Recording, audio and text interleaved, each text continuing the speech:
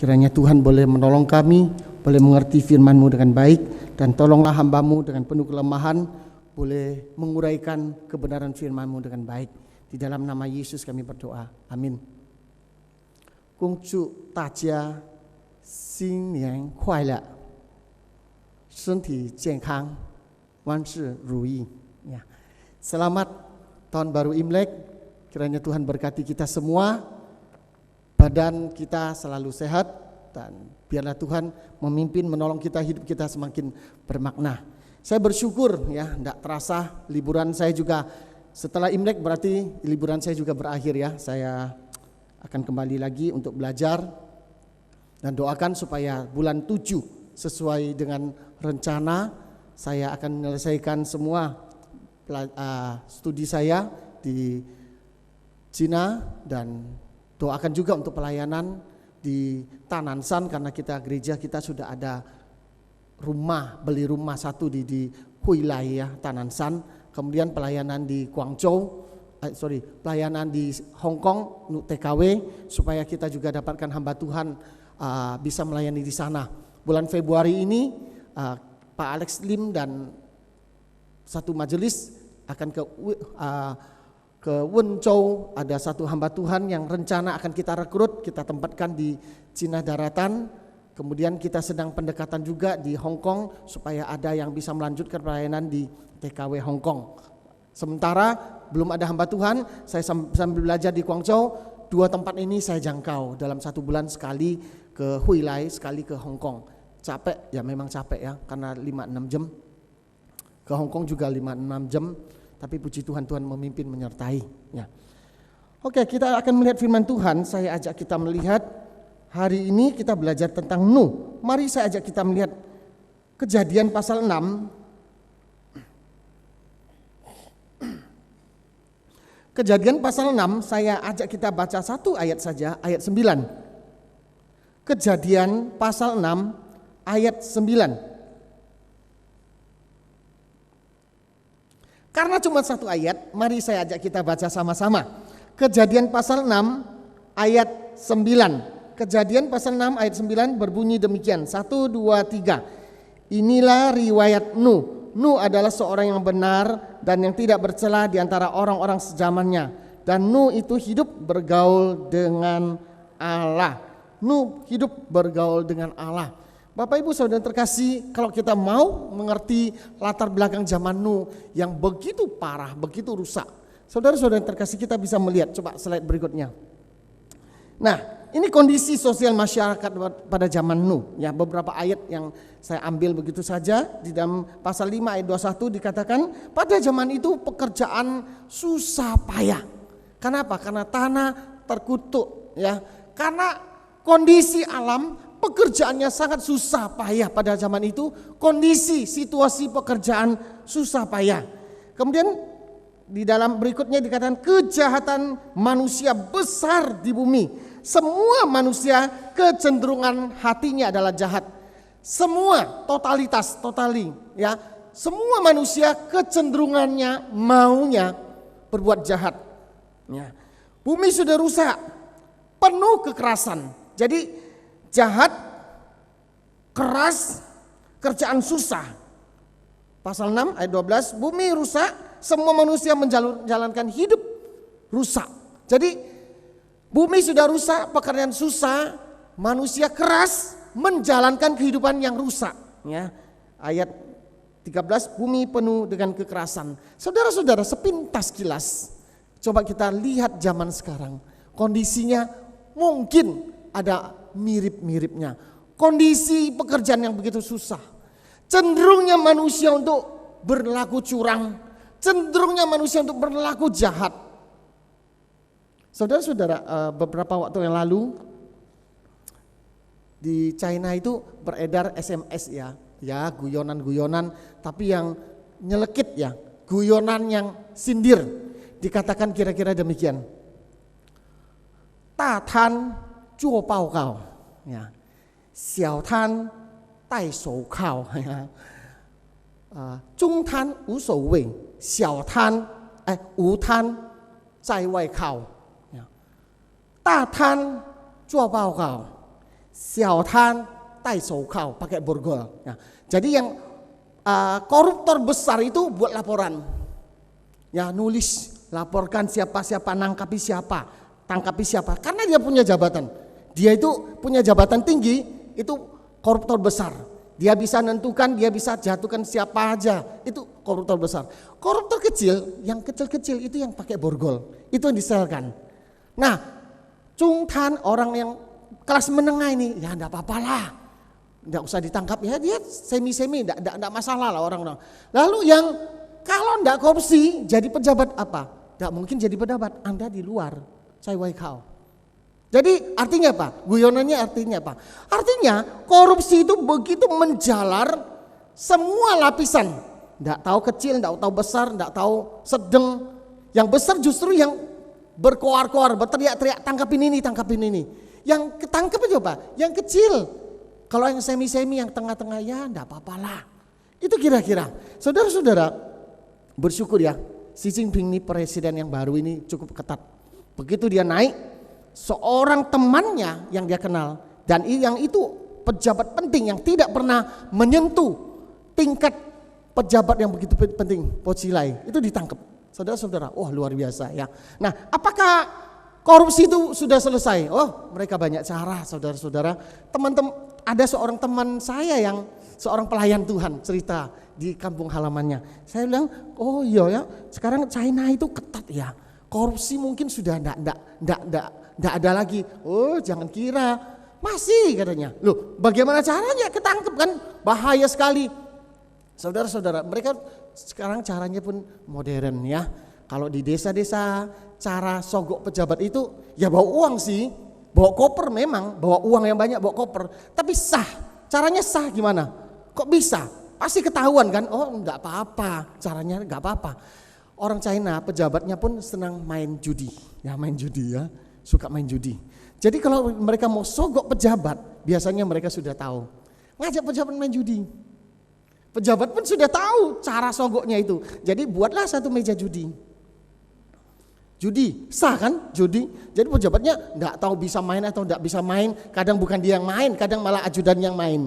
Jadi yang lain main, pejabatnya sana main judi. Uangnya banyak saudara, pakai koper. Jadi main judi, hore kita kalah lagi, pejabatnya menang. Jadi main judi lagi, hore pejabatnya menang, kita kalah lagi. Sudah ngerti kok cara nyogoknya. Lalu sah, pulangnya pejabat bawa tas isi duit, sah. Loh saya menang judi kok. Tapi sudah umum, semua orang sudah ngerti cara nyogoknya, yaitu ngajak main judi. Pulang bawa uang, enggak apa-apa. Saudara-saudara, ditangkap, ngapain? Saya enggak salah kok. Ini bukan sogok, saya menang judi. Saudara, sah. Nah itu kira-kira cara nyogoknya. Parah enggak? Wah parah saudara. Bagaimana Indonesia? Kita agak sulit komentar. Dikatakan kalau memang betul-betul KPK mau kerja keras, betul-betul KPK mau tegakkan, mungkin hari ini kita kesulitan, tidak ada pejabatnya ya. Gubernur tidak ada, wali kota tidak ada, menteri masuk penjara, tidak tahu lagi semua. Lalu ganti pejabat semua saudara, repot ya kalau ganti pejabat semua. Itu kondisi kita. Kondisi sekarang ini apakah lebih baik? Seperti itulah. Saudara-saudara, Nuh hidup dalam zaman yang sangat-sangat rusak seperti itu. Tapi dikatakan apa? Alkitab mencatatkan dia. Coba berikutnya. Nuh disebut orang benar. Karena apa? Hidup bergaul dengan Allah. Kemudian hidup tidak bercelah. Ayat 9 tadi kita baca ya. Ayat pasal 9, pasal 6 ayat 9. Ini lewat Nuh. Nuh adalah seorang yang benar dan tidak bercelah di antara orang-orang sezamannya. Nuh itu hidup bergaul dengan Allah. Saya mulai dengan yang terakhir dulu, bergaul dengan Allah. Berikutnya ya. Dikatakan dia bergaul dengan Allah. Beberapa catatan di dalam ayat pasal 6 ayat 8, dia mendapat kasih karunia Allah. Dikatakan juga Tuhan mengadakan perjanjian dengan Nuh. Lalu Nuh melakukan apa yang Tuhan katakan. Nuh mengutamakan Tuhan. Ini beberapa ayat yang saya catatkan, ringkaskan ya. Apa artinya bergaul dengan Allah? Kalau Mandarin berkata, dia berjalan dengan Allah. Bersama-sama berjalan dengan Allah. Artinya apa? Berjalan di jalan Allah, bersama dengan Allah. Di dalam setiap aspek hidupnya melibatkan Allah. Saudara-saudara, pergaulan itu sangat penting sekali. Ketika Anda mau mengutus anakmu, anak kita ke luar negeri, sekolah, yang paling pertama kita lihat dulu, teman-temannya itu dari mana? Kumpulannya itu siapa? Saudara-saudara, bagus punya kesempatan mengutus anak-anak kita ke luar negeri untuk sekolah. Tapi hati-hati, kalau komunitasnya, kalau kumpulannya itu adalah orang-orang yang suka dugem, walaupun kayaknya sih dia sekolah, tapi kalau kumpulannya, waduh susah. Saudara-saudara, anak Indonesia, kebetulan saya sempat 1 semester di Jinan Huawen Daxue ya. Saya di sana, anak Indonesia itu lumayan terkenal ya. Lumayan punya nama, anak-anak Jakarta, kebanyakan sih anak Jakarta, anak Surabaya ada beberapa, lumayan ngetop ya. Anak Thailand senang dugem, anak Indonesia senang dugem juga. Tapi luar biasa bedanya anak Thailand. Mereka pulang jam 2 pagi, besok tetap tidak pernah telat sekolah, masuk tetap. Anak Indonesia kadang-kadang pulang jam 2 pagi, besoknya pasti sibuk lain. Mesti tidak bisa bangun. Saudara-saudara, dugem, hati-hati. Kita harus tahu kumpulan itu siapa. Kita harus tahu sahabatnya itu siapa, temannya itu siapa. Teman mempengaruhi kita. Kalau kita punya teman yang tidak baik, kita akan dapat pengaruh yang tidak baik. Kalau anak-anak kita punya kumpulan teman yang baik, dia akan menjadi baik. Kita dikatakan sahabat Allah, bergaul dengan Allah. Allah jadi temannya, berjalan bersama-sama dengan Allah. Luar biasa saudara-saudara. Allah bersama-sama dia berjalan di dalam kebenaran Tuhan, berjalan dalam terang cahaya Tuhan. Itulah Nuh. Saudara-saudara terkasih, saya ingat waktu di Bali itu ada seorang temannya. Teman saya cukup dekat dengan bapak ini, dia seorang majelis gereja. Jadi dulu masih mahasiswa, mesti saya kalau liburan ke Bali sering nginep di rumah beliau. Saya senang nginep di rumah beliau, kenapa? Dia memang ada, selain rumah mereka dirikan satu rumah samping rumah mereka, itu kayak penginapan ya, tapi biasanya dia untuk hamba Tuhan, untuk tamu-tamu, jadi enggak perlu bayar, nginep di sana, enak juga. Biasanya plus makan pagi lagi ya, makan pagi, wah enak di sana. Jadi saya senang nginep di sana. Kemudian di samping rumahnya itu ada taman banyak tanaman tumbuhan, dan dia senang pelihara burung. Satu burung yang saya senang adalah burung beo. Pagi itu bisa selalu, saya heran, begitu pagi buka tirai, ada orang panggil, selamat pagi, persis suara manusia. Pertama saya heran, siapa yang panggil saya, selamat pagi, tak lihat, enggak ada ya. Lihat siapa? Taunya burung saudara. Selamat paginya itu persis suara laki-laki agak ngebas. Setelah itu agak lama, kira-kira setengah tahun ya, hampir setahun lah. Saya sempat nginep di sana lagi. Lalu saya nginep di sana, waktu pagi buka korden, pertama kali saya cari adalah apa? Suara selamat pagi. Loh, kok enggak ada? Enggak ada, saya lalu tanya dia. Loh, Pak, kok burung beonya mana? Kok enggak ada? Oh, ada. Sekarang mah karena dulu pohon di sini dipotong, saya pindahkan ke belakang dekat gudang. Sekarang rusak semua. Loh, kok bisa rusak semua? Karena dekat gudang itu di sana tuh kandang ayam. Nah, kandang ayam itu kok terus ya kalau pagi ayam. Jadi sekarang enggak selamat pagi, tapi suaranya itu suara ayam katanya. Jadi dia niru ayam, rusak semua. Enggak ada selamat paginya, tapi karena selamat pagi ada campur dengan kok ayam. Enggak tahu ayam jantan, enggak tahu ayam betina, rusak katanya. Saudara-saudara, kedekatan dengan sesuatu itu mempengaruhi dia. Seberapa jauh Anda dan saya dekat dengan Allah, sehingga kehidupan kita betul-betul diwarnai oleh Allah. Terpengaruh, tanda kutip, oleh kesucian, oleh kekudusan, oleh kasih Allah yang mewarnai kita, yang mempengaruhi kita. Ataukah dunia yang mempengaruhi hatimu? Di mana engkau berjalan? Bersama siapakah engkau berjalan? Di dalam kebenaran apakah engkau berjalan? Alkitab katakan Nuh berjalan bersama dengan Tuhan. Saudara-saudara, ini penting sekali. Di dalam zaman sekarang yang rusak ini. Di dalam zaman yang begitu kacau ini.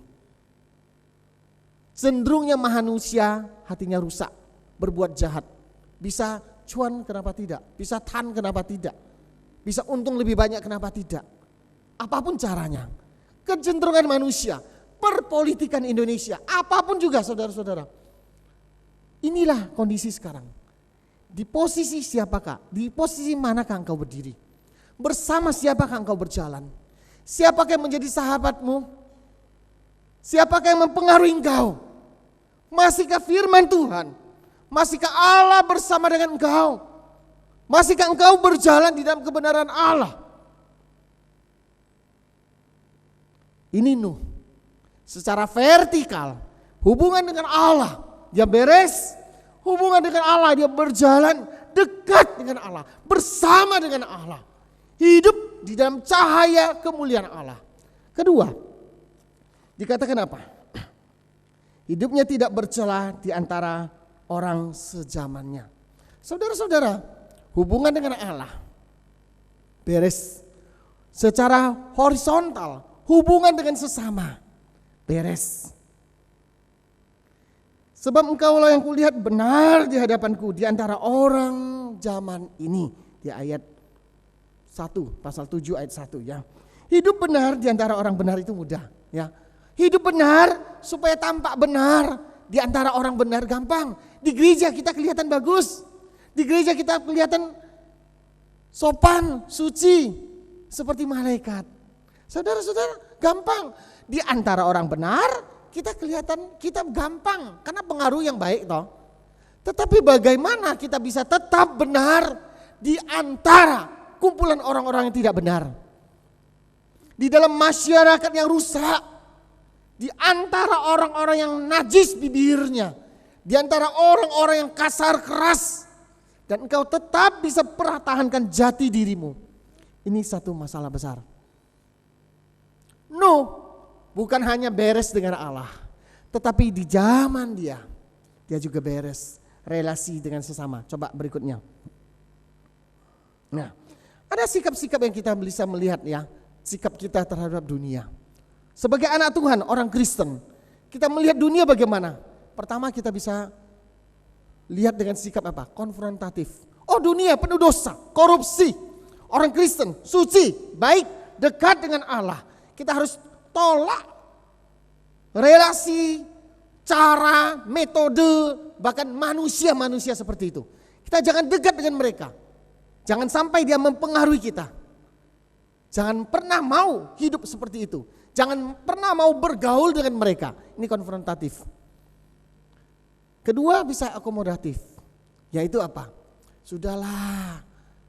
Siapa kamu? Mau mengubah dunia ini? Siapa aku? Mau mempengaruhi dunia ini? Dunia sudah seperti itu, sudahlah. Bukankah Allah itu Maha Pengasih Penyayang? Bukankah Allah itu Maha Pengampun? Sudahlah, tidak mungkin engkau bisa mempengaruhi dunia ini yang sudah rusak. Tidak mungkin engkau bisa merubah yang begitu parah. Sudah mengakar, tutup matalah. Ya sudahlah, jalani aja, ikuti aja cara-cara dunia. Akomodatif. Apa yang ada di seberang sana kita bawa masuk gereja. Makanya tidak heran gereja pun menggunakan cara-cara yang sama. Saudara, wah banyak sekali. Kadang-kadang kita ngeri. Gereja pun mempraktekkan cara-cara yang sama dengan dunia. Kenapa? Ya itulah akomodatif. Apa yang mereka pakai, dunia pakai, cara bahkan kecurangan itu pun dipakai di gereja. Saudara, sangat mengerikan. Ya. Orang luar menumpuk duit, gereja juga menumpuk duit. Orang luar mengejar uang, gereja juga begitu mengejar uang. Orang luar membangun begitu rupa, gereja juga membangun begitu rupa. Megah menjadi seolah-olah menara Babel di tengah dunia. Saudara, sudah banyak terjadi seperti itu. Cara-cara dunia itu pun diakomodasi. Kemudian sikap yang ketiga yang dituntut oleh Tuhan adalah transformatif. Kita yang harus bisa mengubah dunia ini. Coba slide berikutnya. Ada beberapa ayatnya yang bisa kita lihat. Nuh ini dikatakan, anak ini akan memberikan kepada kita penghiburan dalam pekerjaan kita yang penuh susah payah di tanah yang telah terkutuk oleh Tuhan. Dari kecil sudah nampak. Dia lahir, orang tuanya bilang, anak ini akan memberikan penghiburan. Saat kita ini susah payah kerja, dari kecil Nuh ini sudah kelihatan. Memberikan satu warna, memberikan satu pengaruh. Di tengah-tengah lingkungan yang sudah rusak, dia bisa memberikan satu ciri, warna, memberikan penghiburan. Saudara-saudara, apakah kehadiranmu masih menjadi satu penghiburan kekuatan? Jangan bicara dunia deh, bicara keluarga, bicara untuk istrimu, bicara untuk suamimu, bicara untuk anak-anakmu. Apakah engkau masih memberikan satu warna bagi mereka, pengaruh yang positif bagi mereka, yang didasarkan karena engkau berjalan bersama dengan Tuhan, yang didasarkan karena engkau ada di dalam Tuhan, dan itu terpancar mewarnai keluargamu, istri, suami, anak-anakmu, keluargamu, lebih luas lagi lingkunganmu, lebih luas lagi saudaramu, perusahaanmu. Saudara-saudara, tidak gampang. Cenderungnya manusia itu berlapis-lapis ya. Cenderungnya manusia, ya sudahlah, ini bagianku, yang penting aku ini cuan, aku baik, mulai dari diriku. Meningkat lagi adalah keluargaku. Yang penting keluargaku ada makan, baik, tidak merugikan keluargaku, tidak mempermalukan keluargaku. Meningkat lagi mungkin menyangkut itu suku bangsa atau negara atau apa, jangan mempermalukan kita loh, orang China loh, jangan mempermalukan Indonesia loh, kita orang Indonesia. Lebih tinggi lagi adalah lingkungan. Jangan merusak lingkungan loh. Hidup kita harus jadi berkat. Lalu lebih tinggi lagi adalah Tuhan. Saudara-saudara, orang Indonesia biasa sampai tahap kedua saja. Saya cerita-cerita dengan seorang ya, saya dapat ini sharing dengan teman. Orang Indonesia, oh kenapa buang sampah sembarangan? Ya aku tidak merugikan diriku tidak dirugikan. Keluargaku tidak dirugikan. Wong ini tidak masalah kok. Buang aja. Wong ini tempat umum kok. Ada lagi yang berpikir, oh keluargaku tidak dirugikan. Aku tidak dirugikan, keluargaku tidak dirugikan, lingkungan tidak dirugikan. Ya sudah, saya kerja apa? Tapi dia lupa, Tuhan harus dipermuliakan. Saudara-saudara harus lihat, orang Indonesia kadang-kadang sampai tahap kedua saja. Saya nyetir sembarangan, ya enggak apa-apa toh, ini kan mobilku. Aku bisa kok. Lah, anakku juga enggak dirugikan, keluargaku tidak dirugikan, bangsaku tidak dirugikan, jalan dia merugikan orang lain. Saudara-saudara, ini penting sekali. Bagaimana pengaruh engkau? Nuh dikatakan dari kecil dia menjadi penghiburan dalam pekerjaan orang tuanya yang susah payah. Masihkah kehadiranmu memberi warna bagi keluargamu, bagi lingkunganmu, bagi hidupmu, lebih mulia lagi bagi Tuhan? Slide berikutnya. Nah, saya senang beberapa ayat ini. Janganlah kamu menjadi serupa dengan dunia ini, tetapi berubahlah oleh pembaharuan budimu, sehingga kamu dapat membedakan manakah kehendak Allah, apa yang baik, yang berkenan kepada Allah, dan yang sempurna. Orang-orang biasanya ngutip separuh saja. Janganlah kamu menjadi serupa dengan dunia ini. Tidak boleh sama dengan dunia. Itu ayat Alkitab. Kita harus beda dengan dunia. Kita harus tolak dunia. Kita tidak boleh campur dengan dunia. Tetapi di sini dikatakan berikutnya, tetapi berubahlah oleh pembaharuan budimu. Budi itu apa? Sikap, tingkah laku, pemikiran, budi pekerti, ya. Etika, attitude. Pembaruan budimu sehingga kamu dapat membedakan kehendak Allah, apa yang baik, yang berkenan kepada Allah, dan yang sempurna. Kamu tidak boleh serupa dengan dunia ini, tetapi kamu sendiri yang harus berubah. Kalau dunia tidak bisa berubah, kamu sendiri, budi pekertimu berubah. Bagaimana kamu bisa masuk dalam dunia? Di tengah-tengahnya kamu harus mengenal mana yang Allah kehendaki, mana yang Allah tidak kehendaki. Ini penting sekali saudara-saudara. Kita hanya bisa berkata jangan serupa dengan dunia, tidak boleh kompromi dengan dunia, jangan campur dengan dunia. Betul, tetapi Alkitab katakan berubahlah dengan pemahamanmu, dengan attitude-mu, budi pekertimu. Sehingga kamu tahu ketika masuk dalam dunia, kamu bisa memilah-milah. Bagaimana caranya dan bagaimana kamu mewarnai dunia ini. Bagaimana kamu mempengaruhi di tengah-tengahnya. Kamu harus tahu mana yang menjadi kehendak Allah, yang memuliakan nama Allah. Ayat berikutnya.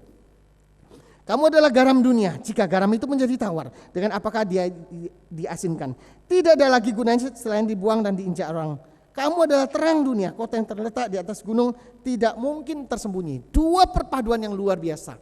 Terang, garam. Hati-hati, mari kita lihat. Terang itu tidak bisa kompromi, salah ya salah. Begitu terang dinyalakan, kelihatan semua. Begitu terang itu ada, kelihatan semua. Tidak ada kompromi. Salah ya salah, benar ya benar. Tapi di sisi lain dikatakan, kamu adalah garam dunia. Garam masuk, tidak kelihatan, memberi rasa, mengawetkan. Luar biasa dia masuk, bahkan dirinya hancur. Kalau ketika garam itu masih ada, kalau Anda makan, garam itu masih ada, garam itu belum larut, belum nyatu. Kalau dia masih terpisah, dia belum berguna. Garam itu larut, masuk segala lapisan, tidak kelihatan, memberi rasa, memberi warna. Saudara-saudara, penting sekali. Orang Kristen bukan hanya bisa menyatakan kebenaran, terang, menghakimi dunia. Semakin dekat dengan Allah, semakin suci. Semakin dekat dengan Allah, semakin tarik diri. Semakin dekat dengan Allah, semakin memusuhi dunia, menjauhi dunia. Bukan. Satu sisi engkau adalah terang. Satu sisi engkau harus masuk jadi garam. Mewarnai, memberi rasa. Dunia rusak, betul. Apa peranmu? Apa sumbangsimu? Apa pengaruhmu? Bagaimana kita memperbagi kondisi seperti ini? Cukupkah kita semakin suci di hadapan Allah sehingga pisah dengan dunia? Itu terang, betul. Tapi kita juga di sisi lain kita adalah garam. Ayat berikutnya. Saya senang di dalam 1 Korintus ini kata-kata Paulus. Demikianlah bagi orang Yahudi, aku menjadi seperti orang Yahudi supaya aku memenangkan orang-orang Yahudi. Bagi orang-orang hidup di bawah hukum Taurat, aku seperti orang hidup di bawah hukum Taurat. Sekalipun aku sendiri tidak hidup di bawah hukum Taurat, supaya aku dapat memenangkan mereka yang hidup di bawah hukum Taurat. Perhatikan, bagi orang-orang yang tidak hidup di bawah hukum Taurat, aku menjadi seperti yang tidak hidup di bawah hukum Taurat. Sekalipun aku tidak hidup di luar hukum Allah, karena aku hidup di bawah hukum Kristus, supaya aku dapat memenangkan mereka yang tidak hidup di bawah hukum Taurat. Bagi orang-orang yang lemah, aku seperti orang yang lemah, supaya aku dapat menyelamatkan mereka yang lemah.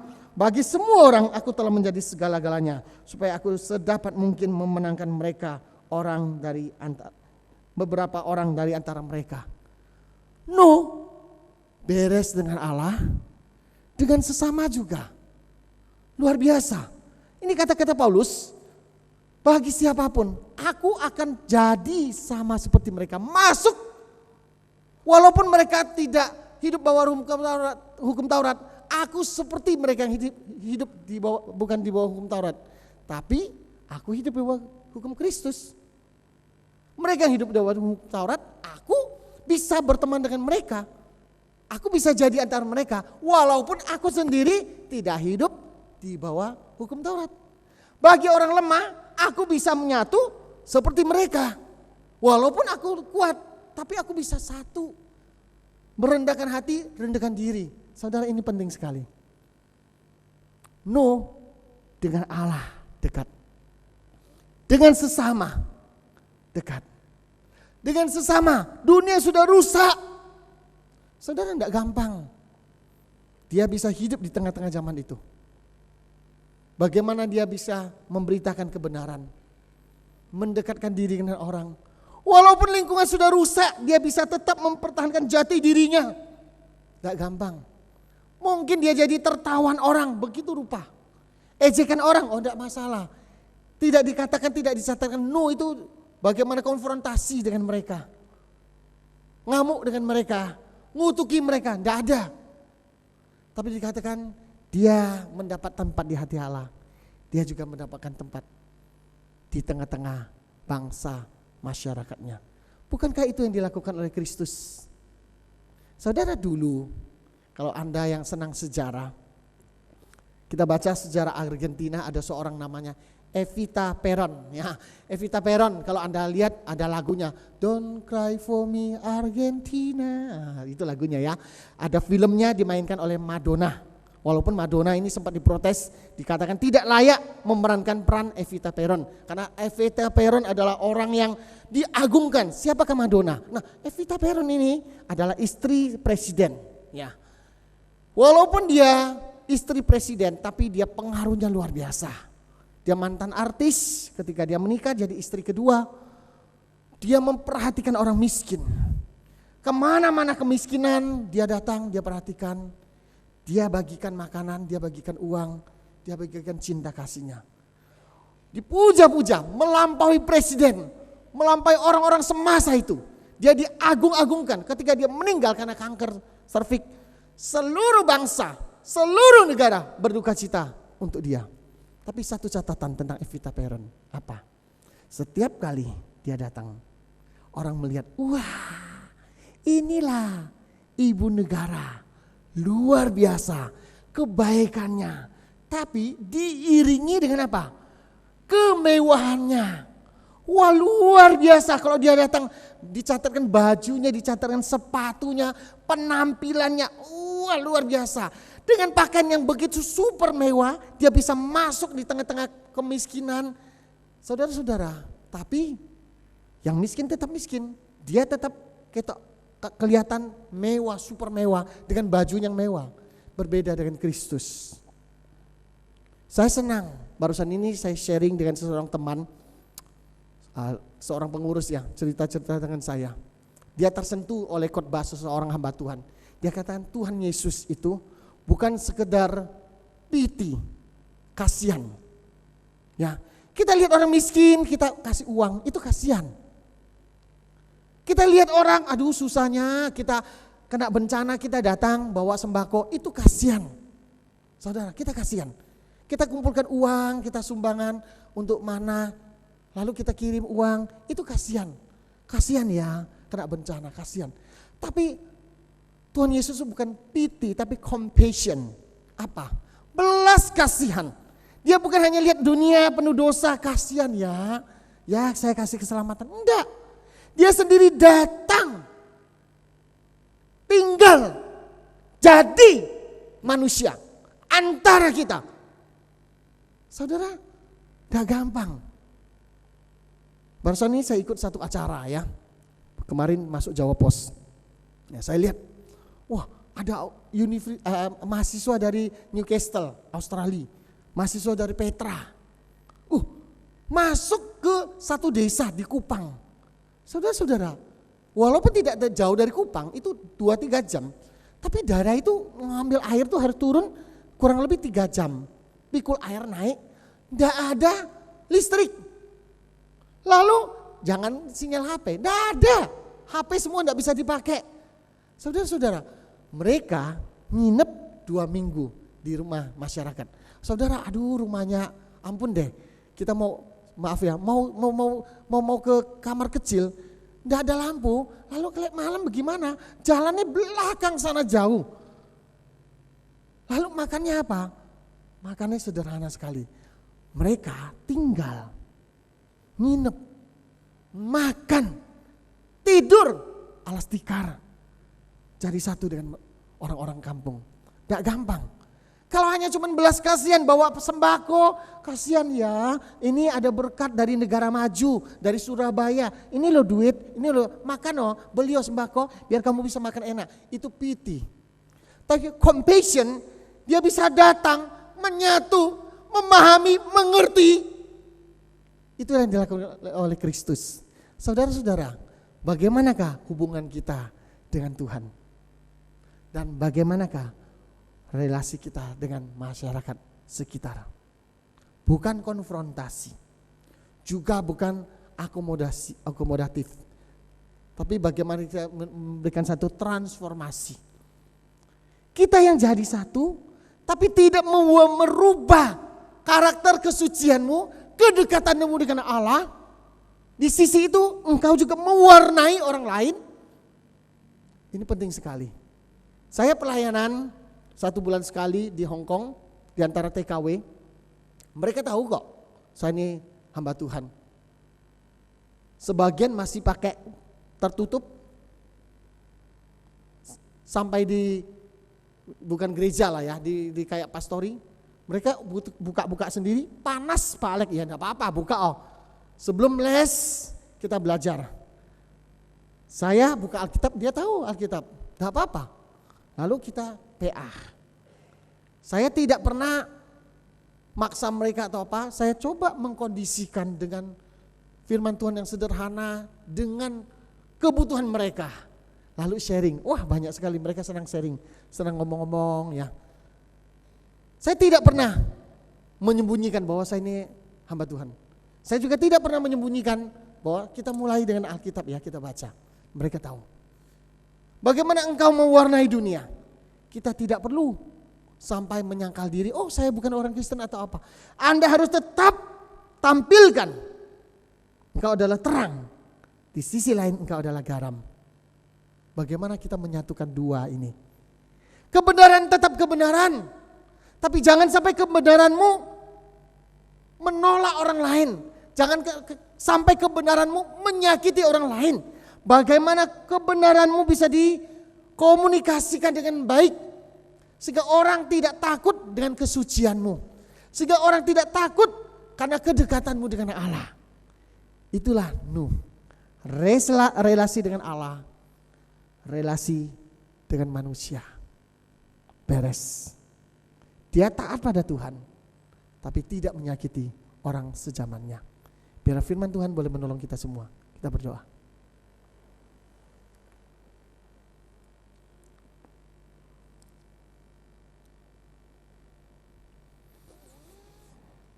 Tuhan Yesus, kami bersyukur untuk kebenaran firman-Mu. Tolong kami Tuhan, di tengah-tengah zaman yang kacau ini, di tengah-tengah zaman yang banyak sekali masalah pergumulan ini. Biarlah kami boleh tetap hidup suci di hadapan Kau, memuliakan nama-Mu. Berkati firman-Mu, berkati kami semua. Di dalam nama Yesus berdoa. Amin.